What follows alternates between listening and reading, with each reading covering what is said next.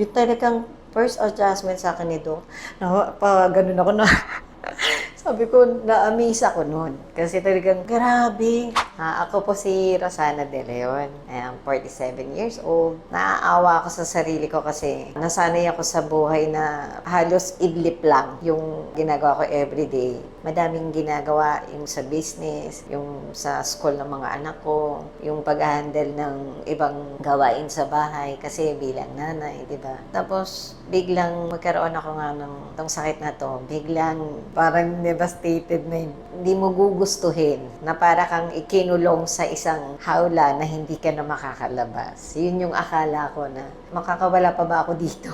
Pinabayaan ko kasi yung nung sinabi ng doktor na kailangan ko na endorse niya ako, magpa-check up ako sa ganito.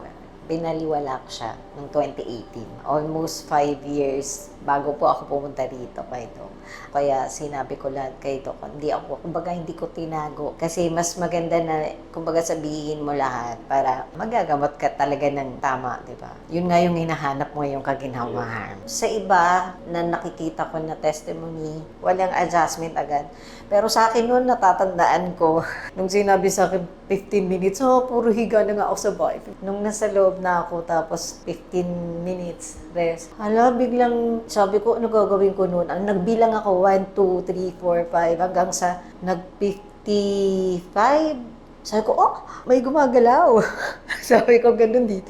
Tapos, nag-75, sabi ko, ano tong nararamdaman ko? Yung talagang first adjustment sa akin nito, ganun ako na, sabi ko, na-amaze ako noon. Kasi talagang, grabe. Every time na mapupunta ako dito, nakakatuwa kasi talagang yung in development ay sobrang hindi mo siya mahahanap sa iba.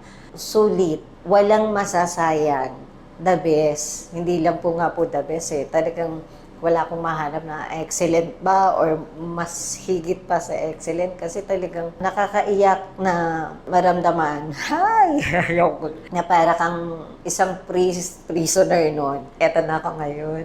Hindi na ako nakaslouch. Yun yung talagang grabe pinagpapasalamat ko sa N8 Upper Cervical Chiropractic kay Doc na talagang sobrang ang galing.